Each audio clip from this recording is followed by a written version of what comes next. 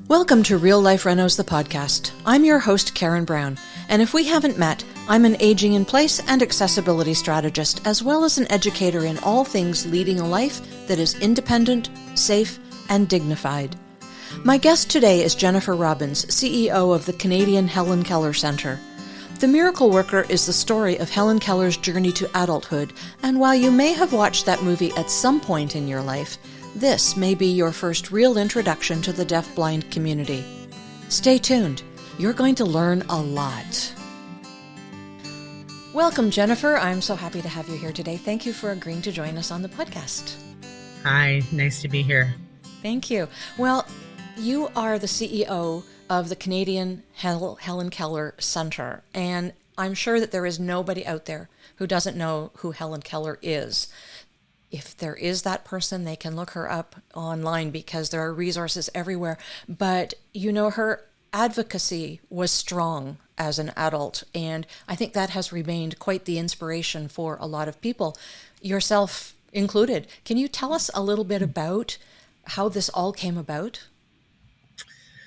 Well, for over 30 years, Canadian Helen Keller Centre has provided affordable housing, intervener services, and training to individuals who are deaf-blind.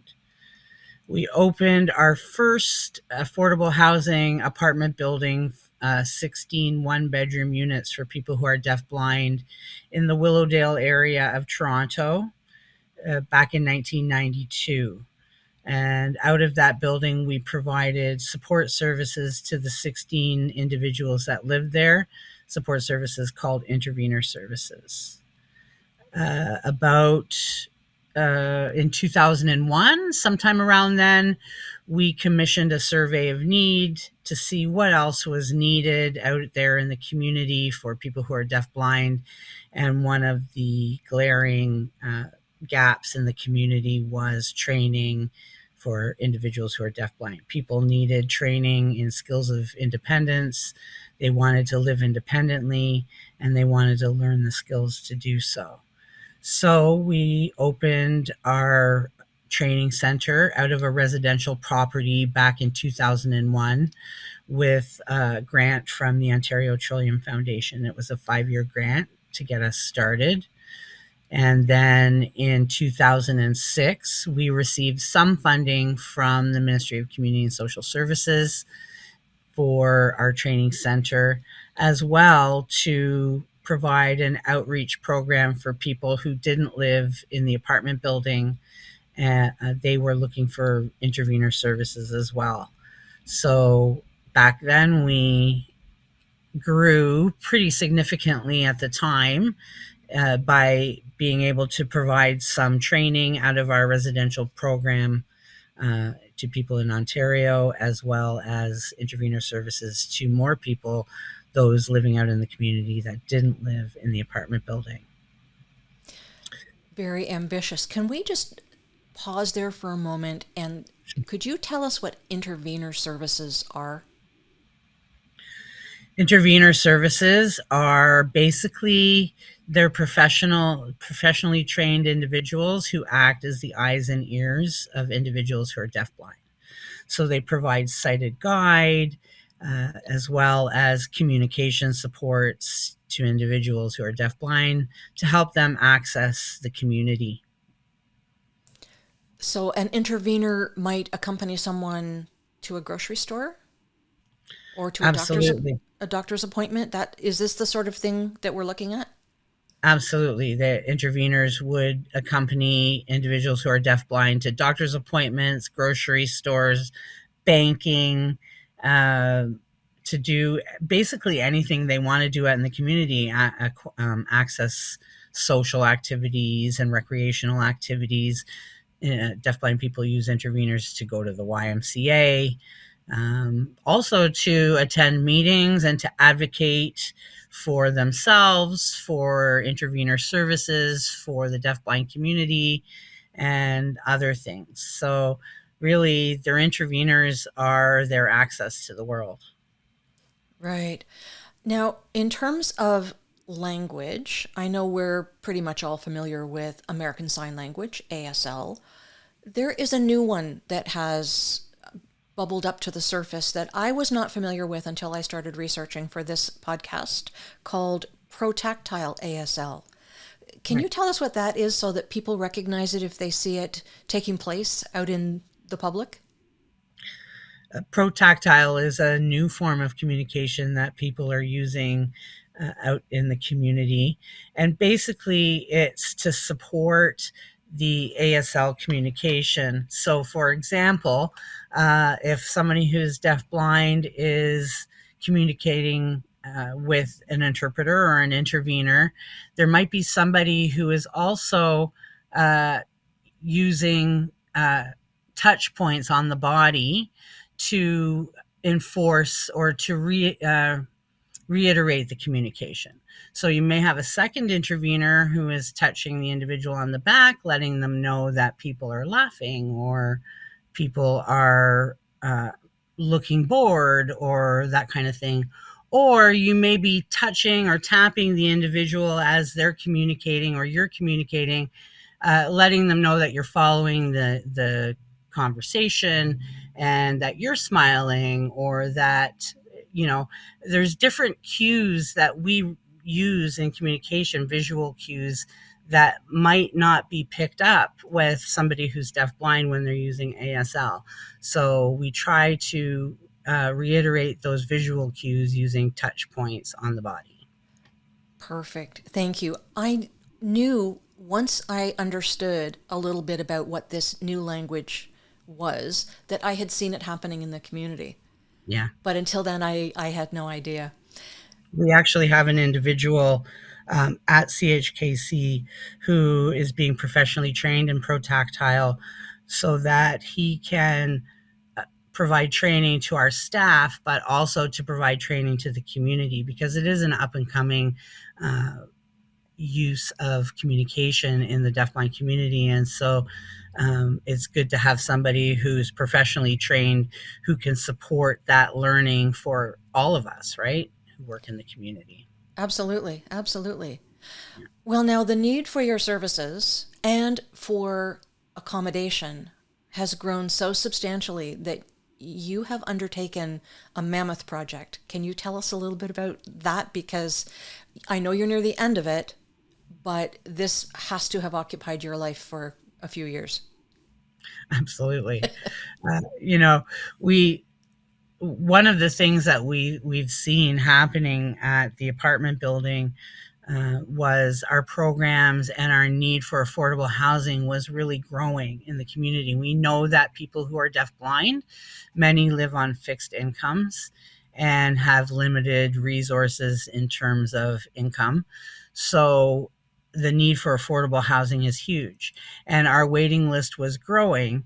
We also know that since 1992, when the apartment building opened, we've only had about 15 vacancies or so. So the vacancies are few and far between. And that growing waiting list, we were becoming concerned that, people on that list will never have the opportunity to even see an apartment at CHKC because the vacancies just didn't take place very often. Once somebody moved into the apartment building, really they're there as long as we could possibly support them for, most often for life. And so those vacancies were very few and far between. So we were really seeing a need, like we really need some more housing. We need some more affordable housing for people who are deafblind. And so that's when we started looking for opportunities to build some more housing. But not only the housing, our training center, the programs and services were growing hugely out of our training center. And we were operating out of a residential property, really, that wasn't accessible. Our consumers who, 15, 20 years ago were deafblind, but they had full mobility, were now aging in place. And our current training center just wasn't physically accessible for the consumers who were aging and those with mobility issues. So we were limited in terms of the programming that we could provide out of this residential property and those that could access the programs. So we really needed a bigger, more accessible space for our training center, along with more affordable housing. So this was really the opportunity when to jump on when the Rapid Housing Initiative program was available, and we applied for that funding so that we could build this great new apartment building, but also house some space for a state-of-the-art training center, a place that was much more accessible, where we could accommodate the growth that was taking place, because more and more people who are accessing intervenor services and accessing CHKC services were becoming more and more interested in accessing the training center. And really, because a lot of social activities take place out of there, it gains popularity on a regular basis. So, Right. Just to give our listeners an idea of the scope of this project, you are building 56 1, 2, and 3 bedroom apartments and a 6,500 square foot training center. yes, That's correct. huge. That's huge. It's And massive. do you already have a waiting list for the apartments? Yes, we do. We are absolutely. We have many deafblind people who are very interested in moving into the building. Some of them are our own consumers. Some of them use CHKC for intervenor services. Some of them attend the training center for programming, and some use our partners for intervenor services as well. So we'll be partnering with other organizations to make sure that all of the people living in the building will have supports, access to intervenor services, and other community services that they require. Right. Now, in the training center, there's a lot that goes on. I mean, the list is a whole paragraph. Can you tell us some of the things that take place there in terms of training? Sure. We offer training in communication, Braille, adapted ASL, tactile ASL, protactile. We skills of daily living like safe cooking, safe travel out in the community. Technology is a huge popular program, so various types of technology and apps and devices and things like that. We also provide training in things that the community is interested in. So we might offer workshops on chocolate making, or working in your own associations and things like that. It can be anything. It can be something, like I said, simple like chocolate making, to working and advocating. We have advocacy club, we have peer support groups. So many things go on at the training center, and I think once we move into our new building and we have more space, as you know, build it and they will come, and I think it's just going to grow even more and more. But we really like to take the lead from our community. Our programs are consumer driven. You tell us what you want, what you need, and we'll work together to develop those opportunities for the deafblind community.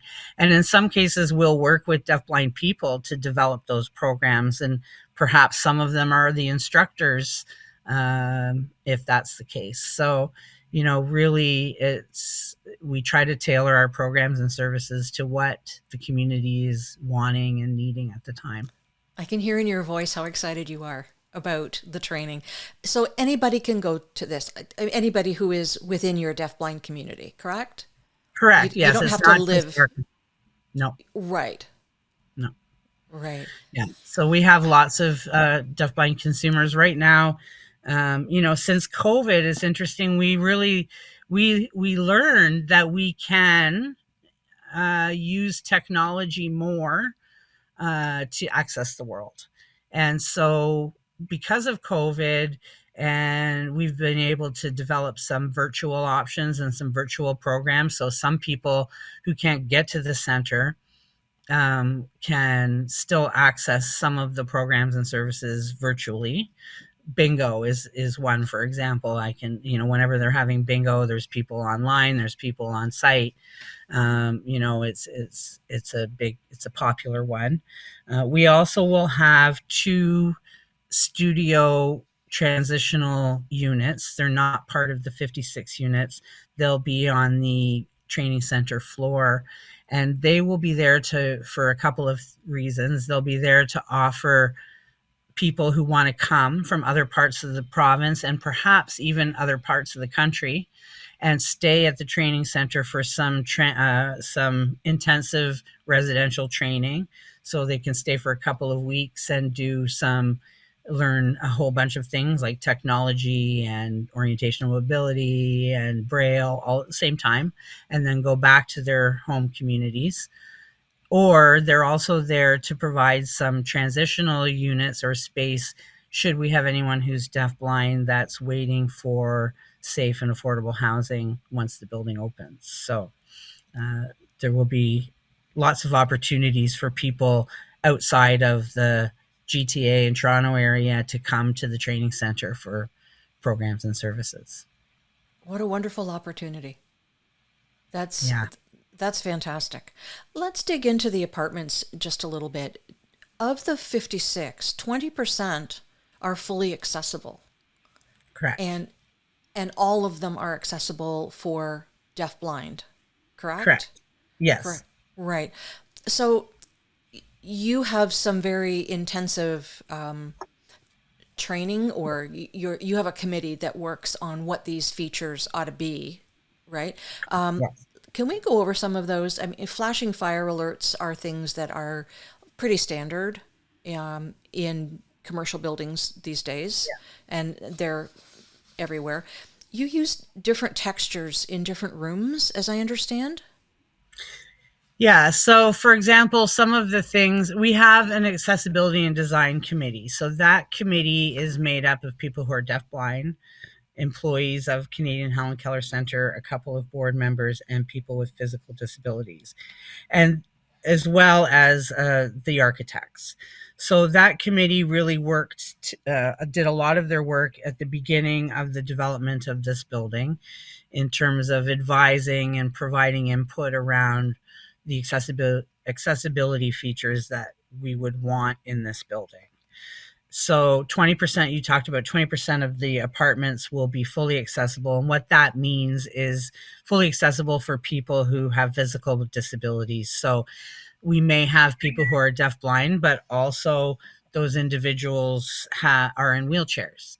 And so some people will have fully accessible units, meaning the countertops will be lowered, the cupboards will be lowered, the bathrooms will have full turn space and that type of accessibility.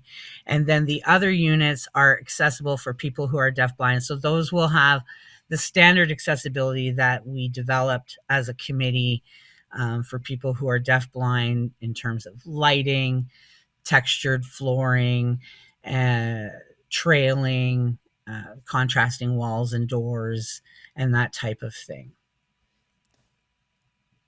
Quite an endeavor.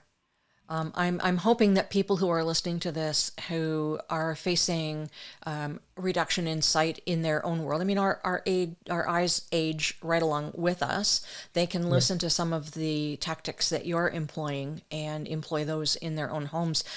Now, the thing that really interested me the most, and I mentioned this to you when we were talking earlier, a vibrating couch that alerts people when the person who is living in the unit when somebody comes to the door. Can you tell us a bit about that? It's actually a device called an Alert Master, and it's a signaling device. So it has a it works in a number of different ways. You can set it up to vibrate. So you would put a vibrating disc in your couch cushions or under your mattress, that kind of thing. Should you want to be alerted to the door, to the phone, you can set it up to alert to fire alarms. People who have children can set it up to alert to baby monitors and things like that. And you can either have it vibrate or you can set it up to flash lights. Some people carry a pager as well that will vibrate or will sound audibly and those kinds of things. So, I mean, it's really amazing that, those types of things are available to the people who live who will be living in the building, and especially who live in the province of Ontario, because those things are covered. That device particularly is covered through the Assistive Devices program in Ontario. We're going to include that in the show notes for anybody who could benefit from an alert master. You use tactile markings throughout the building and in the units as well?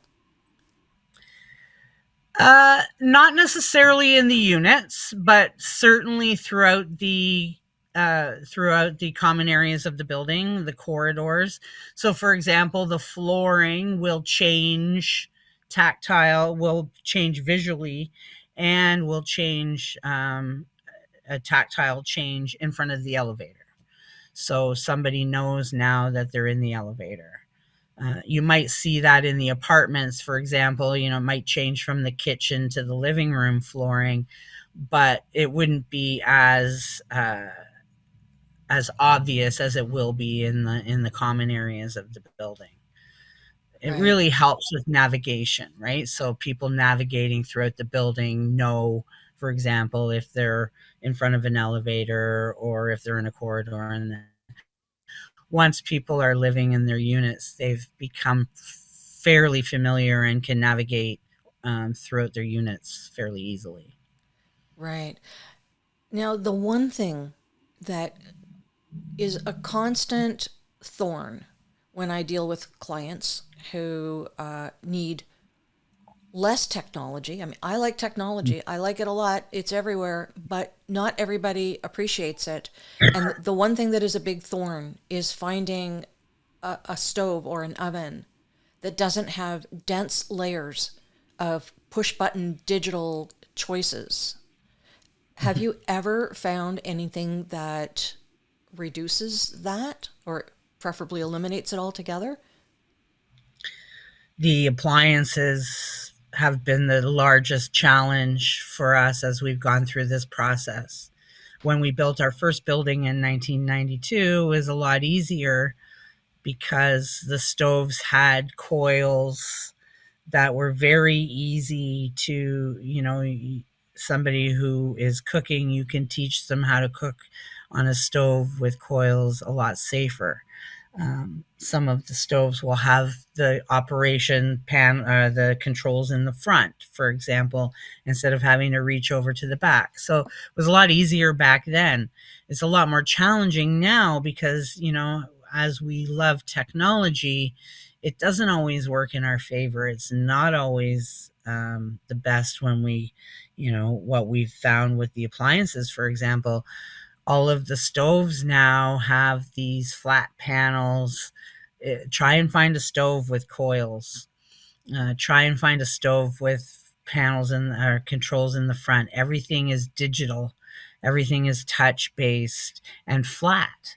And so there's no tactile way of somebody who can't see or hear operating a stove independently. So we've really, been challenged with finding the right appliances for this building. Our project coordinator has certainly done a great job in her research. She really had to do some digging and worked with an appliance company to find the most accessible stoves and appliances for these units. They may not be perfect, but they're the best that we can do in terms of what the world is today. So, certainly it's not the easiest thing. We also had to fit in appliances into the spaces that were designed by the architects. And, we're limited when we're building a building. We're also building a modular building. So, we're kind of limited in terms of the space and how it can be manipulated. So, we had our work cut out for us, but certainly have been able, we've been able to come out on the other end with appliances that will be accessible for our tenants. Right. So if anybody who's listening to this program is connected with an appliance manufacturer and they can build an old school stove, there are people out there who want them. Yeah. Jennifer wants them. I want them for my clients. I know a lot of my colleagues want them for their clients. As people age, they don't want to be bothered. And the technology tends to change as well, and we might get a bit forgetful as we get older and not remember how to use something that wasn't a part of our 40s and 50s. So That's right. we need that old school back Yeah. again. Yeah. You won't hear me say that very often, but No.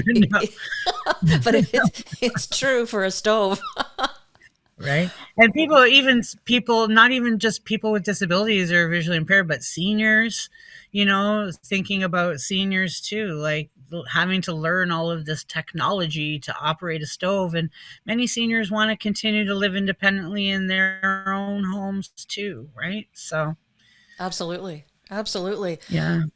In terms of your tenants, I saw an interview with one gentleman who had lived in the original building for some 34 years. When Yes. we think about not only the people who might be living there, but the people who will be tenants at your new building, how do you plan to deal with their aging process, with the limitations of the building as it is the built environment today? It's interesting, when we brought the team of architects through that building, uh, before we started designing the new building, we brought them on a tour to show them, this is all of the accessibility features that were built in. And, a lot of those features will be in the next building as well. But what was interesting was the architects were showing us things in the building that were not accessible anymore. And that with, the way that the building code is now in terms of architectural design, certain the apartments wouldn't be laid out the way they are, and started to show us the ways that our building or the units themselves are not accessible, physically accessible, say for example for somebody in a wheelchair. And we learned from the first building a lot of lessons. We had to replace the elevator last year, and we have two people who live on upper floors. That one is in a wheelchair, one uses a walker. And if the elevator was going to be down for 6 weeks, how were they going to get up and down, to go out and get out of the building, get out of their apartments? So in order to repair the elevator, we had to install a stair climber and all of these other things. So, there wasn't the foresight in terms of what happens when these tenants age in place, right? How are we going to manage that? We've built this accessible building for people who are deafblind, but have we built this accessible building for people with physical disabilities? So we really, I think, future thinking in this building, we've really been trying to think about what's going to happen, what's going to be different in 5 or 10 years. That, perhaps we need to make sure that we have accommodated for that. We need to make sure that we've thought of that, and that in the design of the building, we won't be stuck or having to modify. So, making sure that all of the doors are, we can make them automated doors if that's what we need to do. And all of those things, trying to think future thinking, and making sure that the space is going to be accessible for people, so that we can modify it if we need to, easily. But also, like, for those with physical disabilities, as they age in place and they need those modifications, because we know that we want to keep supporting our consumers for as long as possible. We don't want to have to say, well, you know what, you can't live here anymore because it's no longer accessible and you need to move on. So, like, that's not what we want to do. We want to be able to support people until the end. And even for those that do move on to, say, long-term care facilities and things like that, we still continue to support them with intervener services. So, we have to make sure that our services, that our space, and that our programs are going to be accessible for people as they change. Our programs and our services need to change as well. And we even saw that with the training center, as I mentioned, right? When we purchased the house back in the late 90s to operate this training center, there wasn't the foresight back then that we would have people attending our programs and services in wheelchairs, and that the current consumers who were coming for training later on would need mobility devices and things like that. And so that house is not physically accessible at all. We've had to build a wheelchair ramp in the backyard in order for people to access certain levels of the home and things like that. And it just has been a challenge one after the other. So I want to make sure going into this new building that we've thought of all of these things going forward, that we've accommodated for all of these things going forward, and that we've set ourselves up for the future. Right. So smart of you to be thinking ahead in that way. As I've said many times on this podcast and to my clients as well, and whoever I work with, code is the very least that you have to do. It is the bottom. You don't That's have right. to do more than that. But we can do better. There's so much knowledge out there now, and it sounds like you've got all of those people on your team. So kudos to all of you. This project is so ambitious, and it's to open July of 2025. What's next for the Canadian Helen Keller Centre? Well, that's our plan. The hope is to get open in July of 2025 and to see, 56 new residents that, CHKC will be supporting one way or another. And to see this opportunity for affordable housing is really a dream come true for CHKC and for this community. But that's not the end. I think, I have a very ambitious board of directors and certainly an ambitious community as well. And, when we purchase this property, there is enough space to perhaps build a phase 2 because it's a modular build. Should we, once we get up and running, should we see the opportunity perhaps for some more funding? There is the opportunity to build on to this current space and provide, more housing as well. That being said, there's a lot of work to be done with fundraising to complete this current project. We certainly need to we're in the process of raising $6 million because we want to make sure that the training center portion of this new building, 6,500 square foot, is state of the art, that it is accessible, that it is future thinking, and that we set ourselves up for the future, and that we certainly set ourselves up for growth as well. And once we can get that figured out, then we can move on to perhaps phase 2 of this affordable housing building. Well, it sounds like you've got a lot of plans ahead. You're going to be busy for the next 20 years. That's great. So in case anybody who is listening wants to contribute to your fundraising efforts or just get in touch and learn more about the Canadian Helen Keller Centre, how do they do that? Can visit our website at chkc.org, or you can visit us on Facebook, Instagram, or LinkedIn. We also have profiles on all of those social media platforms, and certainly we would love to hear from people who are interested in getting more information about CHKC, about our project, about becoming an intervener.